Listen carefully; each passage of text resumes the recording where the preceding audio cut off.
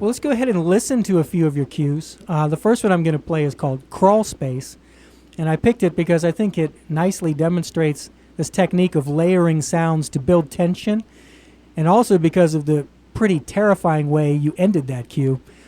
This is supporting a scene where Walt finds himself in an extremely desperate situation, even by his standards. Once he realizes that his solution isn't going to work out, he has this maniacal breakdown, which you reflected pretty ingeniously with sound. So before we listen to it, do you want to explain what you did? Yes, sure. It's well. First of all, I should say that this was a fantastically tension-filled scene, and one thing about it, there was actually one specific shot in it that really struck me as I was watching it myself for the first time, where the character of Skylar, who's looking down on Walt, sort of leans back out of the frame from the light and into the dark. Mm-hmm. And it struck me very much like a terrific horror movie. Yeah, I thought the same or thing. the closest thing that Breaking Bad could come to The Shining, or just a terrifically emotionally tense horror movie. And that's what I wanted to capture, and certainly just the absolute visceral fear. And then how did you get that effect at the end of the cue? Oh, well, the cue starts with quite a frenetic, fast-paced, driving percussion bed that drops away as Walt is left alone down there in the crawl space, and then I just built up a very simple thud that I created in part from just a big thunk that I made from a semi-modular synthesizer, an ARP 2600, and also combined with a sound effect that I had. One of these, as I had mentioned, things that I had pre-recorded. I had some great sounds of guys that play guitar for me filling around with their amplifiers, and I had this great like thwonk of someone kicking an old guitar amp that had a spring reverb in it. Oh, yeah. I had this, it's a very iconic, classic sound, actually. That we know what that sounds like. Musicians are very familiar with. When you drop your amp, you think it's on the ground and you have another inch to go. That's when you hear that sound. That thunk, yes, exactly. Which I gated and sort of mixed in there. And then there's if I remember correctly, there's a sort of something that slides between two different tones that comes in, two different pitches. It's some hum from a guitar amp feedback, which I tuned and actually put into a sampler and sampling software and played on the keyboard. And then everything is slowly fed into old but digital delay, a Lexicon PCM42 for those who are into guitar effects and things, and with the feedback turned all the way up, which I recorded and then ran through further processing to make it just absolutely ear-splittingly brutal by the end. It is that. Yeah, it definitely grabs your attention. Well, let's listen to it. Sure. From the 2012 Breaking Bad soundtrack CD, here's track 17, Crawl Space.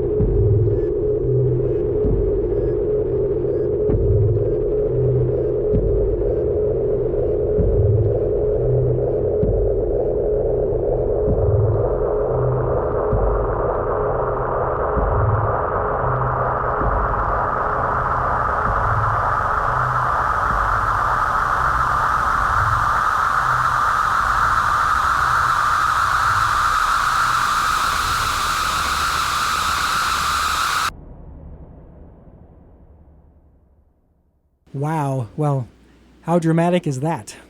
Well, I know one of your signature motifs on the show is to process and alter a recognizable sound and transform it in a way that retains the essence of the source, which enables you to make a connection to the viewer on a more subconscious level.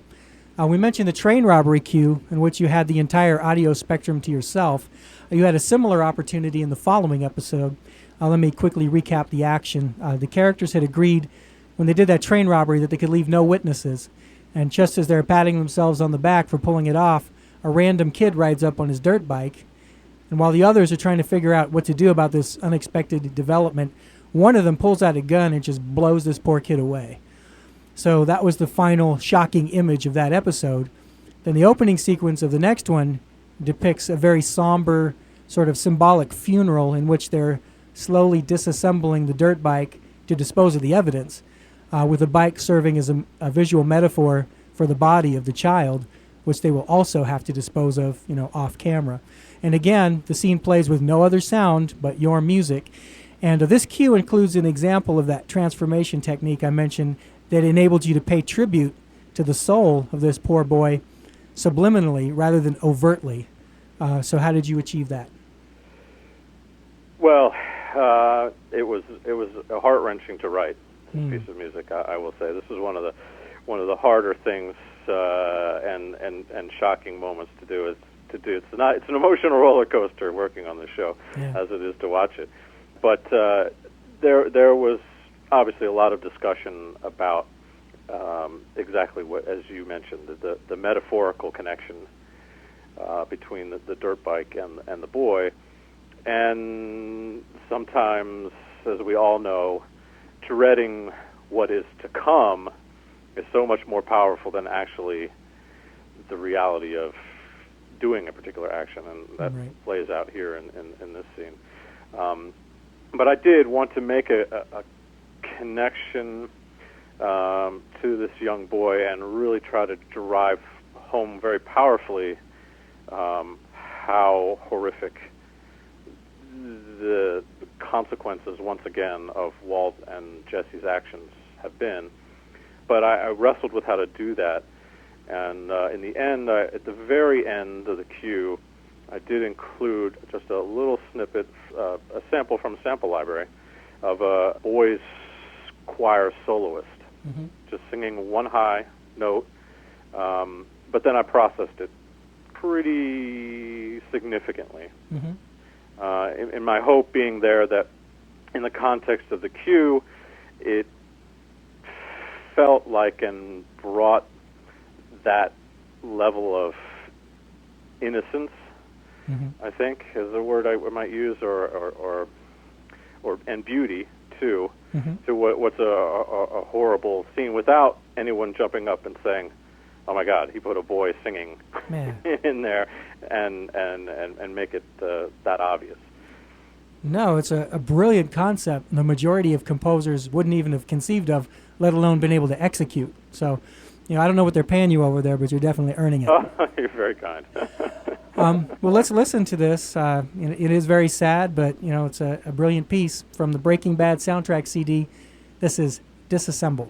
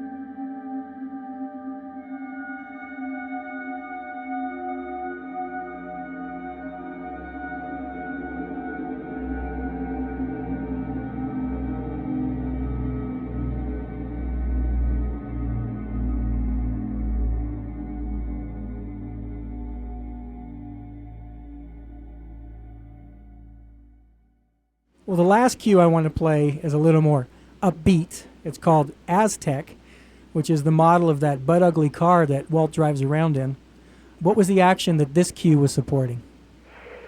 This cue, actually, as it appears on the soundtrack record, this cue is actually two cues that I joined together. But they do occur sequentially in the episode, and I'm not going to be able to remember which episode number that was. But it was in season 4, and basically Walt is rushing back to Gus Fring's chicken restaurant to confront him over where Jesse has gone or what has befallen him. And he's driving like a bat out of hell in his car that, exactly. that on a great day can't go more than 50 miles an hour. It's a POS. And we discussed that actually. But it's certainly not, in terms of how we're to perceive it. Certainly has nothing to do with that. It's all about the panic and the frustration and the fear that he feels and the building tension.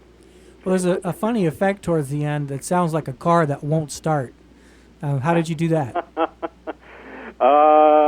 That, trying to remember, I believe, was some guitar work that was performed for that episode. That I used a plugin that emulates a very broad tremolo that cuts the audio in and out. It makes a rhythmic sort of, what's the word, a rhythmic pattern within, which is so great, so effective when you're doing things that are fast-paced and so easy to do because the plugins can lock now directly to the tempo you're working at. Yeah, everybody needs to listen for that. You did it like 3 times at the end, so I'm sure they won't miss it. But, it's a comment on the Aztec, but it's also reminiscent of the time when Walt and Jesse got stuck in the desert with a dead battery and the RV wouldn't start. That's right, actually, and it is sort of a much fuller, louder, more intense version of the same concept. Well, let's check it out. This is track 14 on the soundtrack CD. It's called Aztec.